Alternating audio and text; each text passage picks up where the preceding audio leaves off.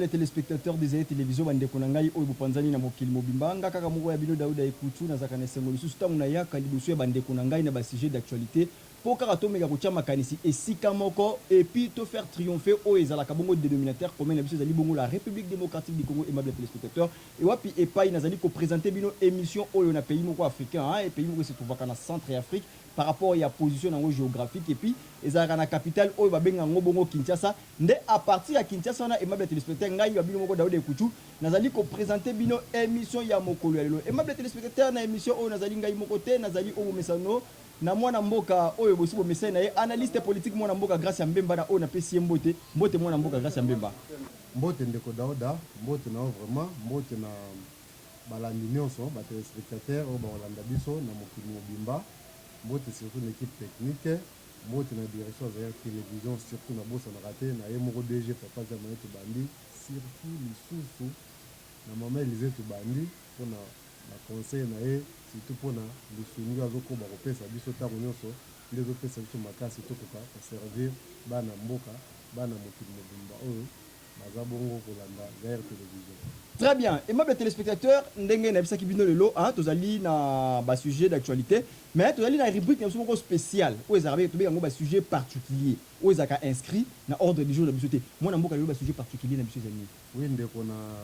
rapidement na repesa mo ba sujet misato, oui. Nous de la projet Chilejelo. Oui. O ezali initié par monsieur Félix Sekedi, la République démocratique du Congo. Mais quand il y a quand même une définition à Chilejelo ngelaxini. Oui, ba bien eza bongo ndaki, ça bien exemple. OK. Oui, mais malheureusement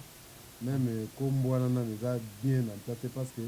ndaki ça institut de bosso za président de la République oui prêcher par l'exemple ne ba lobaka. Mais est-ce que ce total ba façon ya quoi agir institut za président de la République est-ce que ils ont prêché par exemple. Ils ont ndaki ça pour na Congo est-ce que ça modèle. Je ne pense pas. Dans la projet lorsqu'on a fait les mois recherche moké mais qu'on remarque que na République démocratique du Congo projet nous a lancé dans la province. Oui. Sur voirie urbaine, oui. Principalement à Kinshasa et à Bakasai. Mais curieusement, l'Assemblée provinciale est au courant il y a Banzelo, il faut créer une ville à Kinshasa. Oui. Donc, dans le mobile, il faut assembler les alentours. Et puis, route, on va avoir urbaine, les alliés d'intérêt provincial ou bien national. Oui, provincial, d'intérêt provincial. C'est-à-dire, au Barossa à Kinshasa, il faut assembler national. Parce que la Kinshasa, il y a route, il y a caractère national, les alliés. Oui, les alliés. Il y a des routes qui sont comment faut les brasseries. Ils ont un caractère national. C'était que cette route-là, mais par exemple, Soana, mais tu vas lancer un la route provinciale. Est-ce que nous avons ça dans la province sans que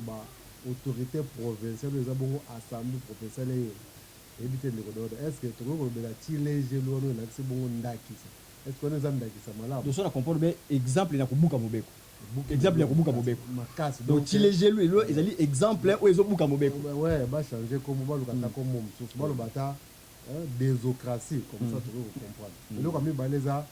déstabilisation ya des institutions provinciales par les régimes en place. Oui. Donc dans lelo yo ni ko nyoso to la mukoka soit gouverneur moko za déchi soit président bureau ya assemblée provinciale moko za déchi le bloc toujours donc ça fait au moins 15 provinces où ils sont stables où ils ont ba gouverneur où ils ont ba président ba assemblée bon ba tikel to baza sous menace alors mboka zotambola malamu te ba institution na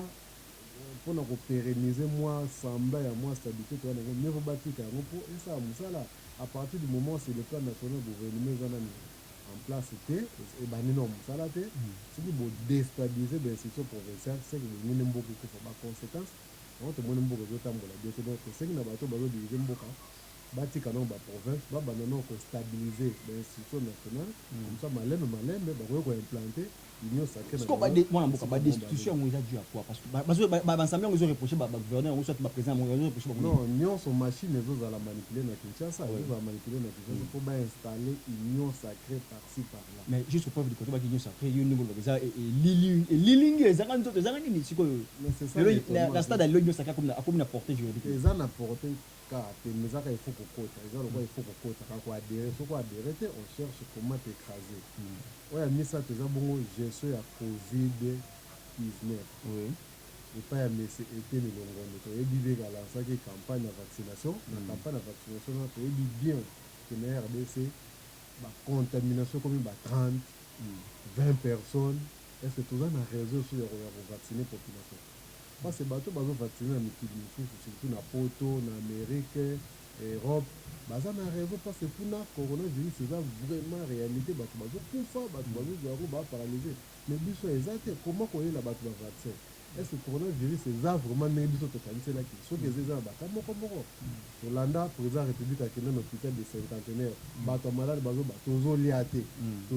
tozolala nzala. Est-ce que moto ya coronavirus moto aza malade nde tozomona na bopito na poto aza na temps ya kotelema réclame ntango tobelaka ata fièvre moke soki baosala operfusion ata na mwa centre de santé ya moke. Est-ce que tozaka même na makasi basenga biloko bato nde baforcaka biso tolia même na bandako boni bato baza maladi bazosenga biloko eza te bazotia bubulu bazotia makele donc tomonaki eza farce. Alors batika makambo ya vaccin wana tolobi bavaccine bato te baluka nde basolution mosusu mpona maladi ezoboma bato ebele lokola malaria typhoïde rougeole oyo tozosenga baréponse ya solo po batia population na abri. Voilà basujet particulier nazalaki nango yango. Très bien, ma téléspectateur, on a essayé de comprendre le sujet particulier, voulais-je dire, où est caractérisé la première partie de l'émission Nabiso. Tout ce qu'on a vu le sujet Nabiso et ma téléspectateur, tout à l'heure, on a rubrique mon l'autre sur l'aspect sécuritaire. Hein, tu la sécurité na grandeur na ngoni surtout na monene nango to occupé un peu la dimension africaine et puis tu reçois bien na kati ya mboka na disposition sécurité to pe na rubrique comme sécurité tu la bongo disparition ya chef de l'état tchadien ou ya zali bongo Idriss Déby ou ya kufaki na front ou ba betaki masasi et puis na mona mboka to kwa saba analyse wana et puis tu la bongo ba tuerie ou eza kozala toujours perpétré na Ituri na province ya Ituri ça ne va pas et ben nous comme la Kidal et ben nous comme la Tombouctou. Donc, nous comprenons que nous avons des dirigeants responsables. Nous avons vraiment une direction où ils ont coordonné ma campagne. Nous comprenons les choses de mon côté. Et puis, nous avons des politique, des déposition, il y a un programme gouvernement dans l'Assemblée nationale pour les cas de débat et puis investir.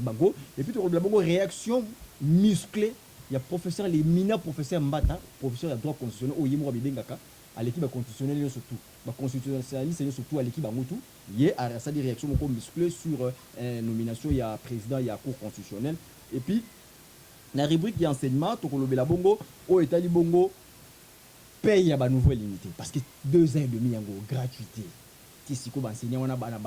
payer ça de leur mieux. Ban stataire bato ko pesa de leur baza ko tangisa pendant 2 ans et demi ata 1 franc ou bazo na mté. Donc to ko la pena o etali bongo économie na économie bande ko ngai to za na kitesa awa hausse de prix ya ko sakana pe. L'entrée déjà directement mon mboka grâce à Bembalilo quand même africain to zali surtout biso wa congolais to zali vraiment concerné parce que to za na présidence union africaine ko bo sanaté. Surtout président d'habitude nazali présent en exercice ya union africaine et puis chef de l'état moko a confiner ba contexte na ba condition o wana. Donc analyse de Rosani. Oui, d'abord, on a présenté ma condoléance dans la famille biologique qui a présent tchadien, Idriss Déby Itno. Oui. Surtout que le peuple tchadien, soit le peuple frère Nabiso, la condoléance, nous avons ici présent à Bango. Idriss Déby a bongo parmi les présents courageux, la présence africaine est vraiment très courageux. D'ailleurs, c'est un militaire. Azaki bongo maréchal, avakufa comme maréchal. Nous avons Azamutumoko. Comme bon président suite ya coup d'état ya betaka ndeko na biso Hissène Habré parce que yeboko na Hissène Habré bazaka na mouvement rebelle oyo renversaka président na saint président puis tant bazui pouvoir tambola ki soute bon mi balena collaborateur ni Idriss Hissène Habré ya se retiraki a créé bon mouvement rebelle ndi akotaki na Tchad na Djamena abotolaki pouvoir et puis a commis président tilelo 30 après kokufa donc pour moi, c'est un projet dans la mesure où Abiki n'a pas tenté un peu belé. Dans 2008, je crois, rebelle, côté là, qui lui bande à la présidence, qui n'a pas la présidence, a résisté, surtout avec appui à France, a repoussé la rebelle, et puis à plusieurs reprises, avec bon victime de la tentation pour l'État, a été résisté. Mais, au-delà de Makambo, il y a Sala, il y a Malam, il y a Mabé, on est allé bon, il y a jugé, c'est un président comme tous les autres présidents africains, qui ont une relation français, américain pour pérenniser le pouvoir. Mais tu vois qu'il y a profit dans le front. Il dit que Mboka n'est pas chaque fois confronté à la rébellion. ye azalaki wana et puis à chaque fois azalaki bon kozwa risque okende ti na front et puis azalaki ye moko diriger même opération à plusieurs reprises et puis ayaki kosalaka ye na mikolo eleki nde akendaki bomomesano likama ye kozwa ye azwi masasi akufi donc voilà au moins au-delà de tout akufi na front donc akufi kokende kotala kote oyo armée tchadienne ezali komene rébellion contre banguna ya Tchad nde liwo ezwi wana ekoki koserve biso parce biso mpe toza na rébellion oyo tokolobela yango président na biso mpe alakaki eske ye mpe akoki kokende te toyebi te kakende kufa me akende ata ndenge baninga mosusu bazokende eza te ekolobela kaka na Kinshasa kuna bana oyo bazokufa idris obabaye no nga na jamena nakoki komelaka mai mikolo nyonso te nakoki koliaka mikolo nyonso te aussi longtemps ke bana ya Tchad bazokufa bongo na frontière nga mpe mpo nakende epuis ake na kilana etangi eza bongo mawa mais akufi ola mende ba mais quand même sikoyo même union africaine parce que biso za présidence parce que biso les conseiller moi na biso moko akufi ata communiquer moko to préparation moko ça na to mon alandi ba pesa ki communiquer ba présenter ba condoléances mais na communiquer na monité bon union africaine na ebité wana faut tout na bandeko na biso IDPS parce que bango nde ba mona lokola ke union so comme union président union africaine donc comme mokonzi ya ba président nyonso non eza institution ezaka poste moko protocolaire poste eza structure peza na moto moko azo memisa makambo azodiriger badébat mais bato badirigeaka union africaine eza bongo baprésident nyonso ya afrique eza baprésident nyonso afrique nde bato badirigeaka union africaine bango nde bazwaka barésolution oyo eza président aaplikaka yango eza teke président nde akobanda kokomande nde toyokaka akobanda obenga kakame yakawa soki likambo eza na braza saso yakawa te eza bongo te donc président ya rdc oyo aza bongo président ya union africaine en exercice aza na likambo ya kozwa te comme mesure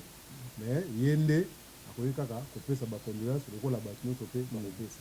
Très bien, Lingomba ya Zaire Télévision, na ba personnel na elongo na mokonzi na papa Jean-Marie Tobandi, de présenter ba sincère condoléances na biso na population tchadienne et puis na famille biologique parce que Idriss Déby voulais dire azalaki dans le patrimoine commun. Azalaki sur la famille biologique na été comme il y a ba tchadienne surtout présenter dans liboso na ba tchadienne surtout ba condoléances na biso et puis la famille biologique na moi na mboka tozongi ba mona kati ya mboka biso aux République démocratique du Congo. Tozali na partie moko est pays nouvelle province ya Ituri, ça ne va pas avec ba mouvement rebelle ba Kodeko, on ne comprend plus rien. Ba mouvement est commis et belé et puis ça pour semer insécurité ba tuerie en répétition dans Mboka. Mais quand même biso peto zonzo ça na présidence de l'Union africaine. Qu'est-ce qui se passe?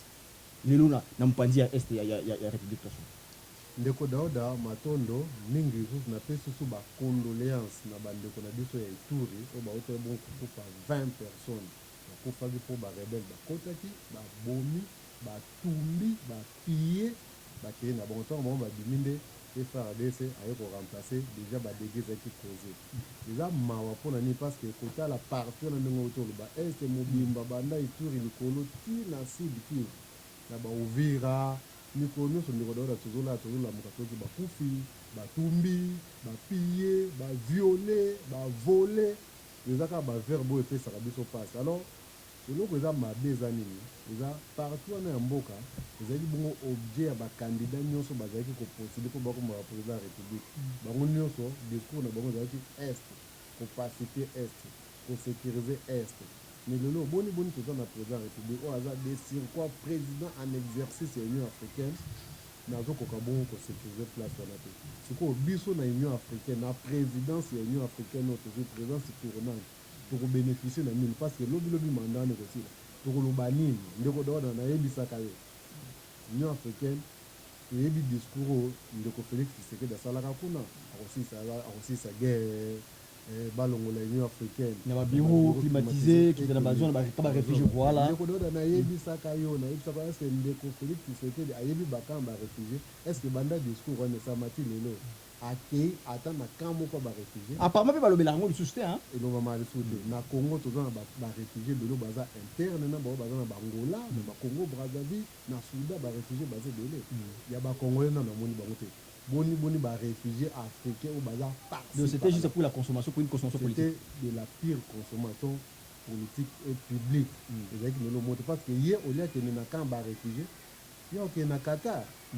olia ke na camp ba réfugié ok na Congo Brazzaville na investiture à Denis Sassou Nguesso naza contre te mais ya mitu na question tango ya zaka investir jour ya investiture na ba président boni bayaka président kaka moko ya Kenya nda yake bon tout batikali bazaki na bandako na bango Félix Tshisekedi ntango ake na Union africaine na Éthiopie na Addis Abeba plus précisément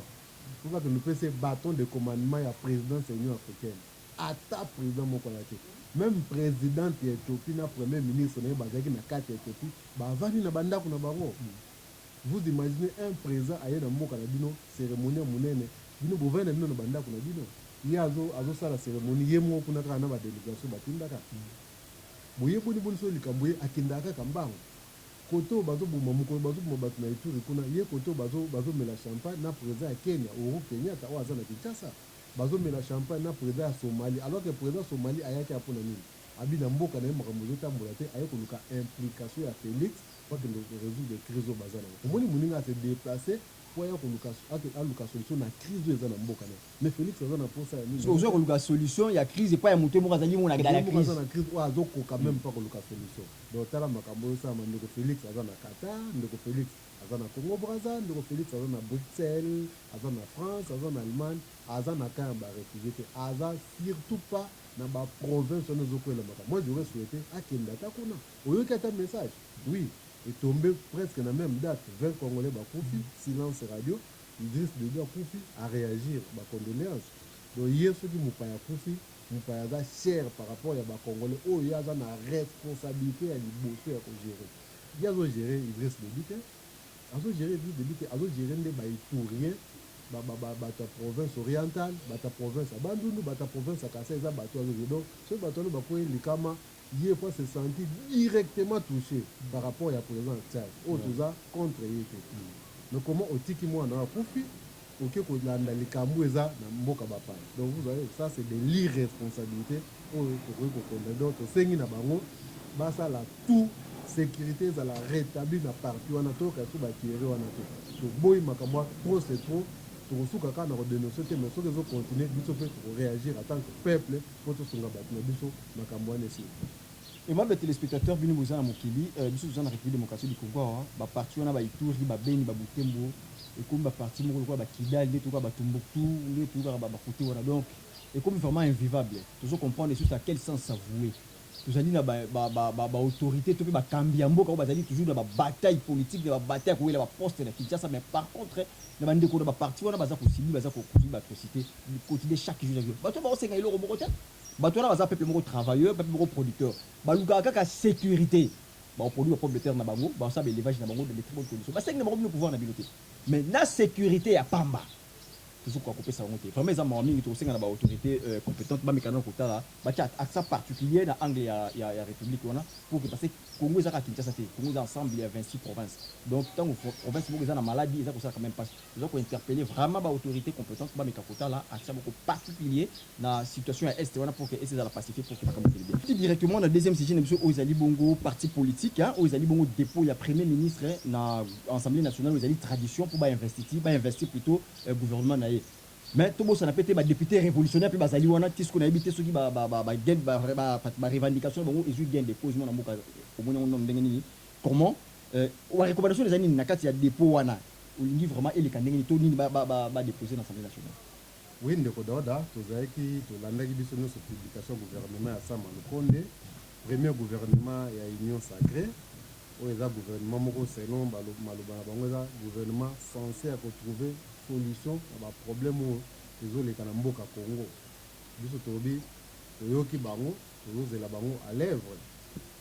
omona ntango basala bacomposition bango ya gouvernement eza na bato basilikaki eza na bato baza na esengo biso tokota makambo te parce que biso on ne peut pas commenter sur les gens sur les postes déjà mais biso tokotala bongo tobaki yango bandakala te ntango gouvernement ane kobima tokozala très regardant sur programme oyo bango bareprésenter population alors toza déjà orienté sur ces programmes parce que ye moko Sama Lukonde obaki eza sécurité na sociale nde ekozala accès sur sécurité na sociale tokotala sikoyo ndenge nini na kodéfinir baaxe prioritaire baaxe principaux ya programme ya gouvernement na ye oyo adéposaki bongo lobby na bureau ya assemblée nationale sauf imprévu jeudi oyo ya le 22 nde kozala investiture ya programme wana epuis kozala mpe investiture ya gouvernement alors biso toza na regret makasi pamba te na kotela façon mboka ezali parce que nyonso toza nango mposa eza nango kozala na mbongo nous en avons moyen parce que on peut parler d'un gouvernement. Il y a des warriors, des guerriers, au bino bolingi. ndenge matata baya ba technocrate surtout na ba warrior ba guerrier to monaka merci to monaka gouvernement ba technocrate est ba technocrate on va pesa biso ba résultat to zai nango posa matata pona avanta ba technocrate aloba onyo so lobaki metango ya kei mboka etikala kaka na position nango ya mabe pamba te il y avait pas de moyens qui ont suivi parce que il suffit pas seulement au ça la programme mais il faut surtout qu'on a des moyens pour permettre de appliquer la politique. Néanmoins, ça quand on met ce Phoenix, ça le discours sur la présidence de l'Union africaine. Le discours on est malade, mais est-ce qu'on a des moyens pour appliquer la politique? On a des moyens pour les réfugiés, on a des moyens pour les familles qui sont malades. Mais là, on a raison que faute de moyens, on a conseil le côté. Matata pour nous mêmes, ça m'a le compte de c'est bien le tout déjà dans le mois d'avril, tout ça fin avril. Alors que Bidjo et qui vont voter dans le gouvernement Sama et Ilunga, ils ont déjà consommé avec des dépassements, avec des déficits. Le gouvernement dans un monde a Namboula surtout, pour les gens qui ont été peut-être il faut que dans le mois de septembre, on va faire ce budget à Bango Moko. Il est on va faire ce budget à combien par rapport à l'attente ou tout ça, puis par rapport à la promesse au bon. Mais dans le mois de avril, en septembre, il y a des choses là et donc parce que le budget a déjà bousillé de manière calamiteuse. Donc, on va faire ce budget. Alors, pour les députés révolutionnaires, pétitionnaires, motionnaires, bon ba lobi boto to sali banquette oui tango kabunda bengi saki bango o azabongo président intérimaire à UDPS o azabongo premier vice-président de l'Assemblée nationale ayisaki bango abaki bitumba bozo bunda oyo o bosili kolonga na obokolonga na mikolo zali koya ba kopesa bino ba jeep et puis ba yebisa bango même ba couleur ba jeep il faut bazwa que chaque moto apesa couleur na ya lingi couleur nini longtemps basai biloko wana ilunga iluka mbalongwe mabunda longwe bamoni ke promesse ezoya te yango moni po baloba yango boye bakokoka te sino te bakoyoka soni yango bakende babi ke no équilibre géopolitique baréagisse gouvernement te revendication eza dupe na promesse na $50,000 par donc mutu ya tambwe mwamba na mutu ya mabunda écoutait $50,000 na ilunkamba écoutait $50,000 na jeep. C'est une information vraie de Rodon déjà rumeur tenga na lobango na wesa bandeko bazolanda biso na respo na pesa bango na moi dignité muki otoko kozana nango on ne peut pas passer na radio to pesa d'information ya mabe soki za rapona ko pesa ka d'information mais to pesa ke bele makamsu to lobango te poto zaka na ba to zaka na belema nyoso te mais to se permettre to lobby comme ça que to zana belema nyoso ba député auto soli na bango na police mais c'est biso que ils ont été promis promettant qu'ils vont faire ça bon jeep va faire ça bon $50,000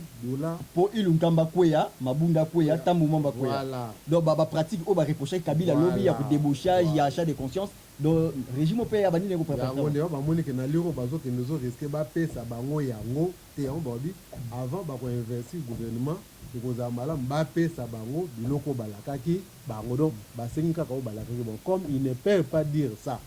comme ça on va qui na ndenge mutu de wana etali bon c'est malheureux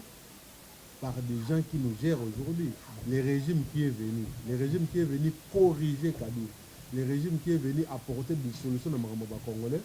mais régime wana bazaka na ba pratique à mabe o biso to boya qui ne faut que Kabila ba pratique à mabe o bango moko ba lobaki ke Kabila zai ko diriger na mboka alors lelo bango bazo kendika kana yango est-ce que population a ko chambuté mana batwana est-ce que biso photo vanda photo tala spectacle totala makambo mabe batwana bo sa biso on a singa ba congolais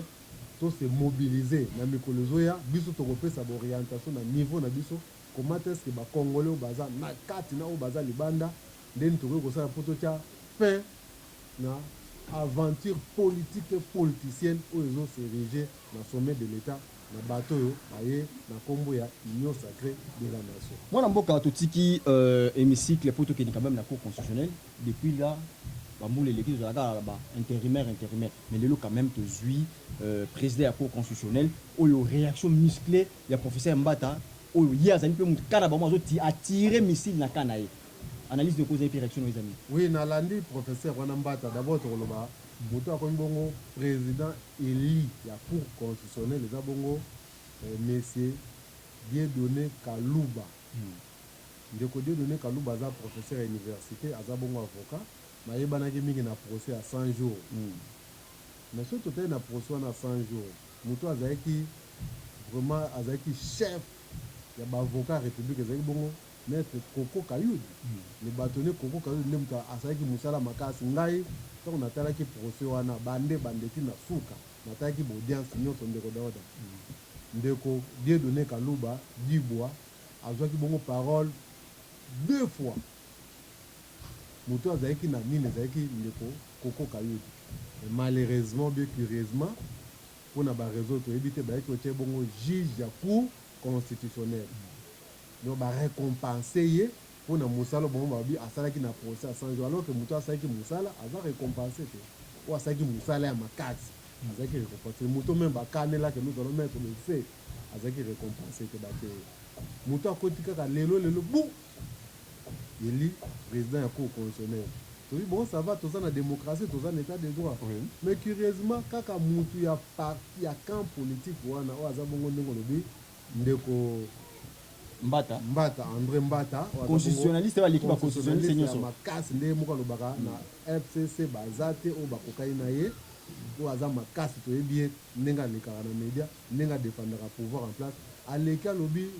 et ça la makabongo te abike Dieudonné Kalouba selon Yembata abike aza magistrat te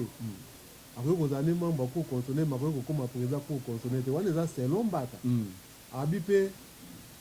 lokola tirage au sort ezosalama kala te esengeli bazala na tirage au sort esalama na bacomposante nyonso misato wana après nde bakoki bakotia président sikoyo na tirage au sort soki esalike ye nde alongwe ekozala ndenge nini eza baobservation apesi toyebi te eza ya malamu tobi te keza ya mabe mais tobi etali bango moko mais soko moni na camp moko eloko moko esami kaka moto akamp wana aleki atelemeli yango c'est que frustration eza na se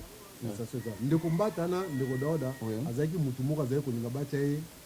na cour constitutionnelle azala juge ya cour constitutionnelle ou bien azala ministre ya justice eza baposte oyo bandaka kolorgne banda ndeko Félix akoma président parce que Mbata aza quand même parmi bato ngai mpe nayebi bien kayebisa ngai yango te mais tolandeli na mwa sese toyebi ke ezalaki bongo mais ntango na gouvernement abimi te na cour constitutionnelle azalaki nome te na gouvernement abimi te nde aleki asape autorité na ye asape camp politique na ye wana eza bongo makambo oyo ezolakisaka mboka ezotambola be te parce que bango na bango bakomi kosala bakomi koloba mabe mais biso toyebi boye toyebi ke cour constitutionnelle wana ekomi trop politisé na période ya Kabila cour constitutionnelle tozali koreproche yango mpo ezali kotambola na baordre Kabila akangaki cour constitutionnelle ekomaki ya ye apolitisaki yango akomaki kodikta yango tokanisi ke ntango ndeko Félix aye akolibere komaka me cour constitutionnelle eza na prestige mais tokotala banda mpe ndeko Félix aye bare randi par la même cour eza contesté na opinion même bajuriste bazoconteste yango même bapoliticien bazoconteste yango donc ekomi lisusu na kati ya bapoliticien donc ndeko Félix Tshisekedi abotoli Kabila cour constitutionnelle olia apesa yango na bakongolais ye azwi yango lisusu ndeko Daouda au service na ye voilà lokwa ye alingaki bainstitution nyonso ezala elongo epa Kabila eye epa na ye mais biso tolingaki bainstitution wana elongo epa Kabila eya na nation esala mosala ya nation mais soki ekomi na maboko na ye mutu na ye oyo ye atie bu akomi epuis élection ezalaki mabe ezalaki trop serré mpo ezalaki mwa bayiki ke bimaki ebele oyo tokoloba na mikolo ezoya soki tozwi belema nyonso tozomona ke démocratie eza te démocratie ezalaki te alors que cour wana eza cour oyo eza censé ya kobatela justice ya mboka na biso parce que président ya cour constitutionnelle aza bongo président ya au conseil ya magistrature mais il faut aza mutu moko aza pete il faut aza mutu moko aza na bacondition eza réuni na bacondition moko eza régulière mpe légale mais soki ye moko aza objet ya illégalité yeba ke akotambusa justice malamu te parce que ye nde moto aza censé ya kogérer bamagistrat nyonso na baavocat nyonso ya république donc tozobanga justice yango elongwaki na camp moko boye ekoti na camp mosusu alors peuple nayebi te soki azela nini na makambo ya lolenge boye peuple azela nini na makambo ya lolenge parce que la justice élève une nation justice nde yango nde ezalaka portail ya bainvestisseur parce que même bainvestisseur oyo baya na mboka yango batalaka portail justice yango eza ndeni démocratie ezali droit de leur respect dodonali et puis justice okende nini c'est bon cadre juridique eza normal bainvestir bakoya maintenant oyo ya boye to éviter ceux qui investissent en gros pour les calculs de soumis moi na mboka to quitter malamoko na justice pour to ya na enseignement et si ka oyo pas problème eza ko sila te na enseignement toujours comprendre sur ce secteur où la muki lokola ba fungoli njunga banzoi lelo oyo ou en somme neuf qui paye ba moi promesse c'est ça parce que nazalaka soki ta koti na situation nazalaka tranquille parce que nebi ke nazali en face ya moto vraiment za na kati ya marmite ndenge balobaka lelo moi ba promesse c'est ça mi na salaire paiement ba NU ba nouvelles unités tokomi wapi ndeko Daouda na koyebisa yo na yebisi bakongolais nyonso bazolanda ngai kino lelo yo ba NI bafutamite et puis il y a pas une simple promesse ebongaka ta bofuta mate bayesi bino ke non na sanza songolo bakofuta bino liboso ezalaki bapromesse ke moi boye bokozwa encore ezalaki kosimba te mais lelo bapromesse ya atteindre limite ata promesse et c'est facile eza lisusu donc tokende kaka bongo donc découragement na bekole ba NI baza démoralisé dépaysé po bayebi te mokolo nini eza lokola yezu kuta babake na koya malgré apesaka date te donc bato ebongaka ta soki bopesa bango promesse ekopesa bango mwa enthousiasme ekopesa bango mwa makasi ya kosala kino tosala po toyebi ke mokolo songolo tokoki kozwa mais mpona korépondre oyo mbangu ba NI baza ya kofutama te et puis il y a même pas une promesse de paye mais quand même lelo mwana mboka kaka totiki na secteur renseignement action au gouvernement de mon pays a initié qui pour la viabilité quand même des activités va désactiver ba école moi belé hein l'école belé va dans province na qui va désactiver quand même mon école quand même le sentiment cette fois-ci je pense que ça sentiment est positif ndeko Daouda to corriger nanu action initiée par le président de la République parce que tozaki na gouvernement ezaki paralysé neutralisé déjà monsieur Félix na bureau na na batu na ende ba initié qui action wana ya kosala ba contrôle tobaki contrôle la viabilité contrôle administratif na contrôle physique na l'école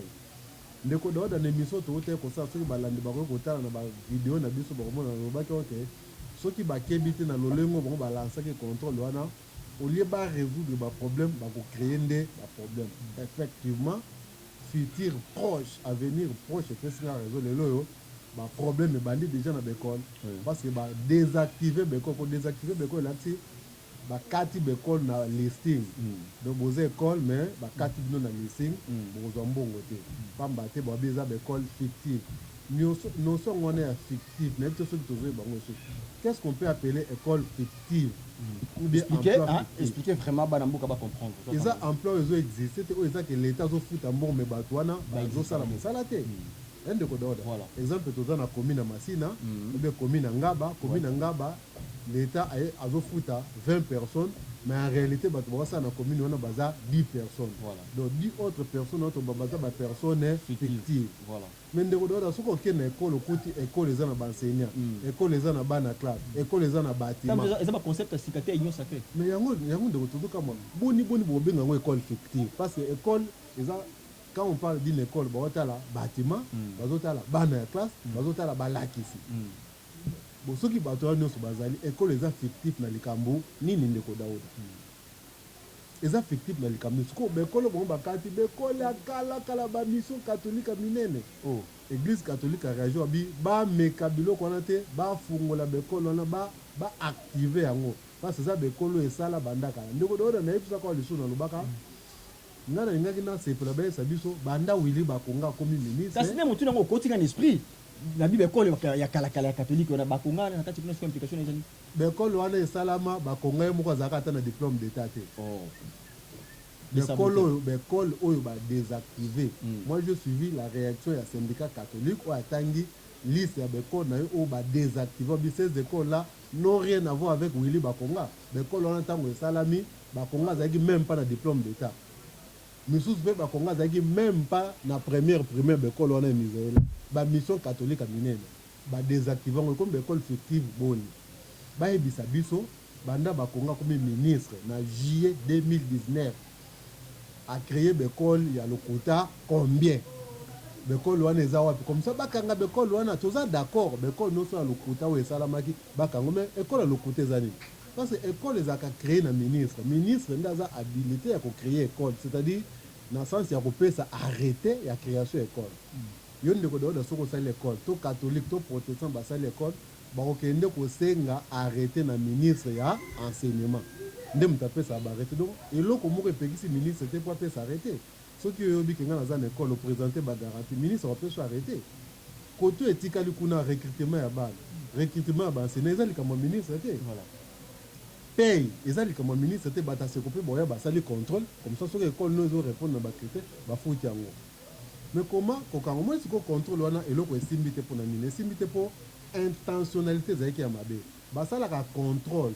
mpo botrouve solution na makambo boza nango mpo bobongisa mais soki bosala contrôle mpo bokanga moto moko boye esimba te mpo oza déjà eza préméditation donc ndeko daoda lokwanga aza mokonzi nao sikoyo nazosala to nazwa yo soki naye na makanisi wana c'est-à-dire ata mo esika oyo osalaki malamu na koyeba yango lisusu te epuis eloko ya mibale mais bacontrôle oyo nde ezalaki eloko balingi basala avant ya kolancer gratuité il fallait no balancer basala contrôle baassainir système éducatif nde bakoki kobaba puisque nous avons toutes les données toza na baélément nyonso tokoki kolancer sikoyo gratuité eza na basecteur nyonso donc on a mis la charrue avant le bœuf mais c'est ça yango ekomi sikoyo koze sikoyo biso tozotuna question nga azotuna bayebisa biso parce que la clique la ya bakabiliste toyebi ke bazalaki kosala mosala malamu te les deux bato ya félix bayesai biso ke bato ya kabila nde bato basabote gratuité entre autres Willy Bakonga bayebisa biso sikoyo Willy Bakonga asali combien d'écoles fictives ndeko daoda donc susi na biso eza boye babayeke ndeko Willy Bakonga moto azali kosabote gratuité biso toza baenseignant lelo baenseignant nyonso bayinaki Willy Bakonga makasi lokola moyibi bakangaki bayesa biso vraiment ayibaki nini mpo ayibaki ndenge nini bayesa biso Willy Bakonga a créé combien d'écoles fictives parce que problème ezali ke mbongo ezalaki bafutaki balingai bafuta baenseignant banouvelles unités bamaitela mpe baenseignant mbongo mais baekole fictive ezalaki ebele nde mbongo wana ezokende na baekole wana objectif ezalaki nini bakanga baekole wana mpo baenseignant bakóma kobénéficie na mbongo ezalaki kokende na baenseignant fictive mais curieusement bake kokanga baekole oyo efutamaka ça fait 30 ans 40 ans 20 ans 50 ans nde bekolo babi bazodésactive mais c'est ça ndeko dona opeso information vraie na esaleli ya ndenge wana tokobe bato baza baanimateur banouveaux animateurs ya lelo bazotave na tâtonnement amateurisme ndeko daoda amoni biso il faut pas mâcher les mots vraiment parce qu'il s'agit de l'éducation chance ya kosala na administration ozwaki chance ya kosala na administration na mwa baniveau moko mpe ya leta ya mwa makasi toyebaki ndenge administration etambolaka moni soki tâtonnement eza wana yango nabengaki incompétence mo eza mosusu te mo eza incompétence nayebisaki ndeko daoda moto aza compétent te mpo azoloba français moto aza compétent te mpo aza na diplôme moto aza compétent mpo ayebi surtout azotravaille mpo arésoudre baproblème ya société nayebisaki ndeko daoda ke ntango bazosala makambo wana soki bakebi te ekocréer baproblème ekorésoudre te me ekocréer ndeko daoda banda tosalaki émission wana un mois ekoki nanu te lelo baproblème eza créé tozomona baprojection biso tosalaka toyebisaka société makambo ekoki koya so ye makambo esali mabe yango mpe komi lelo naza très content parce que malobo nalobaki ekokisami alors mosala mabe yango wana mosala mabe nayebisaki yo bozwa na baekole eza viable te ntango baekole eza viable te bokoya te mpo bokanga baekole l'état akotonga baekole mpo alongola babatiment eza viable te atia bana na babatiment eza viable c'est ça la mission de l'état parce que bekolo wana eza ya l'état responsable bekolo eza l'état eza kabila te eza Tshisekedi te mais eza l'état congolais ntango l'état moni ke bekolo na nga eza babatiment mabe eza babatiment epola eza babisika mike atongi bekolo alongoli bekolo bisika mabe apeti bango babatiment malamu kokanga eza solution te kokanga bana wana okotya bango wapi baenseignant wana bawasala mosala okotya bango bakestion na nga na posaki wana émission ekutaki koleka lelo tomoni sikoyo ntango bodésactive bekolo wana sikoyo boyebisa biso bodésactive yango mpona nini en quoi bekolo wana eza fictive parce que nayo te koyebi biso ekole soki eza na bana classe ekole eza na bâtiment ekole eza na balakisi eza ekole fictive te eza ekole oyo ezosala parce que ekole eza composé na bâtiment bana na baenseignant sikoyo bino bokomi ntongo fictive na nini peut-être bokobaka non na ekole oyo peut-être strictive na bango ezosenga bafuta 10 enseignants mais l'état futaka 15 nde bokolongola 5 wana botiki 10 mais kolobaka ekole eza fictive ça n'a pas de sens ndeko daoda. On a la définition union sacrée. Aimable téléspectateurs, la gratuité ezali credo ou ezalaki ko légitimer ou crédibiliser soit disant entre guillemets ko crédibiliser pouvoir en place pour opérer nouveau régime mais ali mawa tout le monde a tâtonnement belé ba dérapage ça vraiment belé hein c'est vraiment surtout ngana ça qui ba reportage moi j'ai été sur le terrain notamment 3 4 5 écoles na tali c'est comment conditions ça non tout un aspect économique ou ezali socio-économique ou lelo ou quand même sous les régimes ya Kabila ils quand même na ba kimo ko ya ko tikela biso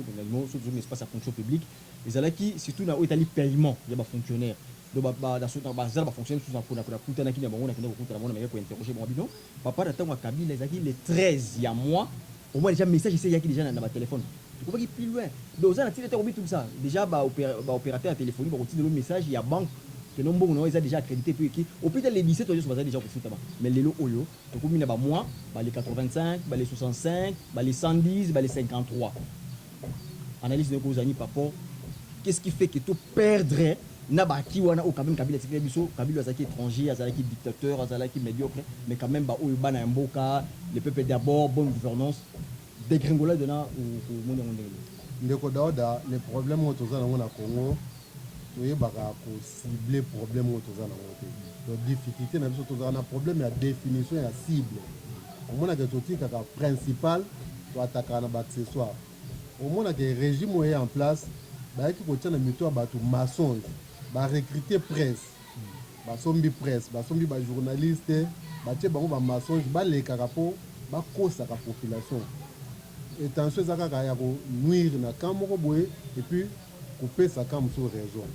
incompétence o ezaki na o eza na sommet de l'état eza justifié na bato toza na politique ya victimisation ba benga ngo donc soki mabe sa mi obité eza muninga mtasali mabe donc toke na mensonge wana to ko koma na étape oyo mensonge là-dessus limite bato baza averti en tout cas bato baza averti ba comment comprendre régime ezanini parce que to bandé ko ba ndeko Daouda plus que poser question lelo to ça l'émission to ça les 21 ndeko Daouda le 21 avril ndeko Daouda service à mon côté à l'été futami aux journalistes ça la banquette service à l'état à mon côté et futami et loko mboke connaîtra te sous Kabila zaki mutu mabe to bengana ki pour to changer ni ne c'est ça que ba futa maté yo moko uti ko lo ba les 13 ba to zaki payer au plus tard ba les 18 ba les 20 payer sini ou bien so que na retard makasi les 25 mutu no so za payer ba bosen makambo après to komi otala makambo etika bien mais le loyo ata bato ba futa mina mpe tango Kabila zaki ba zaki ko ba non c'est les à la boule azo pesa azo bimisa mbongo na banque te po azozo ba instruction Kabila po ba saboter Félix atuba ba Félix lelo ndeko mbongo zo bimasir instruction ya directeur de cabinet chef de l'état mbongo zo bimasir signature ya inspecteur général ya finance bango nde bato ba bimisa mbongo sikoyo to komi le 21 mbongo zo bimate nani azo bloquer ndeko Daouda ngai motuno nazo poser ba congolais nyonso ba biso Kabila zate gouvernement ya FCC cash et kufa président république mutazo gérer république yemoko mutazo pesa instruction mbongo bima to mbongo kota siko bato bafuta mité bazwa courage bato IDPS bato bazana cabinet président république bazwa courage ba esa biso nani azo bloquer Kabila azo bloquer spirituellement to azo bloquer tout dans sens parce que les bloqueurs les saboteurs aza société ndeko Daouda c'est inexplicable tant que bato bazaki ko bloquer bazaki tant que bato mitima mabe bazaki on ne pouvait pas arriver les 21 sans que bato bazomona les 21 bato bazumbongote ba soldat bato babanda ba militaire ba policier après ba enseignant bango no ba balite tito comme na ba ministère mususu ndeko Daouda pe kozala déclencher quand et puis kozala clôturer quand ndeko Daouda conséquence nango bato bazofuta mate bato baza menacer na banda ko futela bato bayebi ko somba biloko te quand c'est biloko ngo ya moko e mati ndeko Daouda siko soki to continue na mensonge bino bozui presse pour recruter des journalistes, pour donner des informations, pour donner à l'Okuta, pour donner à la population. Surtout, bato baza libanda bamona que non, makamozo tambola bien, Kabila mutazaye ko bloqué, Kabila zo bloqué, azate, qui bloque pour que les gens ne soient pas payés, qui ne moya. Quand bato bafuta mité et puis la biloko mati, lobby na sali ronde ngamo na marché, na ngita liquide déjà ko soma omelette, ça dit 354, ça lui comme 1000 francs. Omelette 1000 francs, uniquement. L'omelette comme 1000 francs. Savon les coques. Lobby ngamu na isu na butu na wenzo na pemi na boulevard to teka teka 800 francs. Moi mo toujours que là. Ndeko Daouda conséquences za nini? Na capitale na Kinshasa. Mais conséquences za na ipsa comme makambo ya mobilisation. Mboka zo mobiliser so ba moyen te. Mais ça quoi que tant que ça les missions avant un mois ceux qui bataillent la vidéo na biso bon ceux qui ont visualiser ba image au moins on a ça que toujours risquer tout connaître cessation à paiement les autres ont na cessation à paiement gouvernement ce quoi ça ma casse à mobiliser mon quoi ko mobiliser ba privilégier ba service au bon la privilégier ba service sous ba ko patienter kino etc bon année parce que mobilisation exacte bon ça mobiliser tant pour paralyser gouvernement bobi que tu paralyser gouvernement signature comme la directeur à cabinet. Nous sommes d'accord, mais il faut voir que l'économie est entrée dans sortie. Bilo bobi que désormais, tu vas saler sauter, maintenant directeur à cabinet ne peut pas nous sa instruction pour mbongo bima na banque. Mais nous voulons bien que boy s'appelle directeur de cabinet à mobiliser ba recette. Bato ba mobiliser ba recette, ba régie financière, ils ont sous-tité le ministère et la finance. Bilo bozi ministre de la finance pour paralyser, tant pour paralyser, ça frissé. A travers le sous-pomongé côté bino bozu batona bobandi ko diaboliser bobandi ko finga bango bo paralyser pe bon tolobaka boy tant gouvernement a répété démissionnaire peut-être engagement na libanda bokoya ko neutraliser bon que non ba signer sous accord na libanda te mais sur le plan interne il fallait botika bon basala musala bobandi ko sonana bon bobandi ko coopérer na bon parce que toi na principe ya continuité à service public à l'état bino bozu bo kati bon bobi puis que so bosa te ba vanda ka ba vaina bango. Maintenant, l'État ne sait plus mobiliser. L'État a un bon côté. Donc, toujours connaître ça, l'État a un bon côté. Parce que bateau va mobiliser un bon ça la ressource. Dans la régie financière, d'après nous avons côté ressource DGD, DGI, DGRAD, primo bon bazouaka. Pour que ça bon courage pour mobiliser primo les athées. Dans DGI, Direction générale des impôts, bazana ben paiement, bazana ben retard. Muto asala la collecte ba fo muto mobiliser ba mbongo so kaza na retard ya salaire ye mo kaza na paiement prime ne ya kate papa bolingi mboko ezo mboko ndeko daoda so ki tolingi makambo etambola bien toyeba kopesa ba service pouvoir nango so ki mutu moko pouvoir concentrer so to comprendre bien lelo gestion des chevauchements. Mais oui parce que je vous ai dit toutes les institutions sont paralysées, c'est le président qui gère celle. Or la constitution les lois du pays donc le président se comporte à monarque. En monarque, en dictateur, parce que le dictateur a un pouvoir belé. À botter les bâtiments, il pouvoir à se concentrer dans le pouvoir. Conséquence, puisque lui-même a tous les pouvoirs, les autres là, ça la tête. Tant que ça la tête, conséquence, c'est un autre papa, mon anda, maman, ça la somme, ça tenga mon obande ça. Bilambe au soukomate, ndako yoko momate, ça n'est au soukomate, que l'ambe est difficile. Parce que papa a outa moussala, à l'ambe, à soukola bassana, soukola bilamba, à okokate. Au moins c'est tout on a une situation dans la République. Donc bolinga qui tous une institution moko, bobi que institution ande mzo sala pona mboka. Donc l'institution ne sala pona mboka. To tikela ki mboka gérer mboka. Tala ba conséquences to zo ngo le long de kodaoda, tala mboka place to komi to yebite, to zo kende biloko e mati et puis ezomata. Salaire abato mati te, salaire abato futa mate, mboka to ngeke kende et puis tokosuka wapi soki totiki makambo etambola na lolongo ezo tambola lelo. Tokosuka wapi ba téléspectateurs soki totiki makambo etambola na lolongo parce qu'ils ont déjà somo. Tolobeli lelo tozaki na plaisir ya kolobela ya kosona bandeko na ngai o bazali na monde bozali éparpillé à travers globe terrestre. Tolobeli sécurité na sécurité tolobelaki bongo disparition brutale ya mwana mboka ya compatriote africain moko Idriss Déby président ya Tchad et puis tolobeli bongo o pene touché biso makasi zali bongo ba tuerie ya Ituri to sengi na gouvernement vraiment ameka ko tchak ça moko particulier na anglais on a ameka na kota vraiment qu'est-ce qu'il va pas na kota wana ba consentir ba effort nécessaire pour que qui met écoute pour ba compatriote quand même ba zo passer to lembi la mort de trop c'est trop to lembi. Donc le qui sont assistant politique na rubrique sur politique le qui bongo déposition il y a projet à gouvernement dans l'Assemblée nationale aux alliés principe traditionnel pour investir bango et puis le qui ba député révolutionnaire pétitionnaire le monde a révélé biso oyo biloko balaka ki bango donc bato wana bazo réclamer kaka biloko balaka ki bango donc ça qui concession moko quelque part en amont ou en avant baliko pesa moto yango comme na banini wana to le beli bongo pe lisusu na hôtel enseignement non paiement ya ba nouvelle unité bana batu batata ya batu bazali ba ko pesa de leur meilleur bazali ko pesa le meilleur ya bango bazali ba ko se développer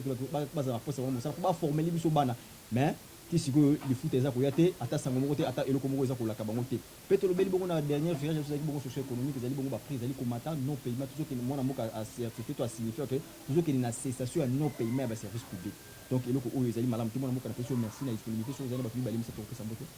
ndeko daoda mingi na bato bolanda biso na mikili mobimba basunga RDC basunga biso to bosante makambo ba projet ba projet za na ba domaine nyonso na domaine éducation na domaine la santé le domaine de la sécurité alimentaire, c'est-à-dire agriculture, élevage, pêche, pisciculture, le projet ça, le domaine technique, le projet ça, bandeko baza na makoki na bango, mboka eza munene, ba province nyonso, eza na espace, oyo eza ke oye na makoki na yo, bapesi yo projet, ok ko exploiter ngo place yo lingi, de façon que topesa bana mboka misala parce que musala mpe ezalaka likambo ya gouvernement te soki mpe gouvernement ngo eza gouvernement malunga te so totikeli bongo kaka charge secteur privé mpe ezalaka mboka nde ezala na pa tobandaka kodénoncer dans l'entretien bato bazokufa donc to agir kuna tozocritique kuna mpe tozomeka kosala dans la mesure du possible qu'est-ce que nous pouvons faire po tosunga bandeko na biso mbote mingi surtout na madame nanga mama Pauline Mukanza na bana nyonso na ndako na bakisi sumbote na mama Elise Tubandi molongani ya papa Jean-Marie Tubandi na bana nyonso merci na l'homme de trois boyo bengaka na pesi pe mbote sikazali merci l'ingénieur Soma Thomas et na bati nyonso. Un grand merci à l'équipe technique qui m'a accompagné au cours de cet entretien, aimable téléspectateurs. Là, je vois derrière la caméra l'ingénieur Soma Thomas. Où a manipulé des caméras Yemoko. Un grand merci à Maman Élisée Tobandi qui est autre que la chef du personnel des Air Télévision. Un grand merci à l'homme des 3B, comme j'aime bien l'appeler comme ça, les patriarches de la presse engagés, Babi Baloukou Nabila. Un grand merci à Sarah Yamouyo qui avait concouru à la rédaction de cet entretien. Un grand merci à l'inoxydable du média international, le Rangers de la presse internationale, Papa Jean-Marie Tobandi qui est autre que le boss, le DG des Air Télévision. Un grand merci à la présentatrice Awa Matal de l'émission Lida Women. Un grand merci à ma fidèle téléspectateur, sur ma correspondant sur les Air Télévision ou Panzai na Mokili. Nous avons rappelé toujours à ma fidèle téléspectateur de s'abonner à la page YouTube de Zaï Télé 1, Zaï TV 2, Zaï TV 3. Vous s'abonner massivement pour attaquer le programme parce que le programme est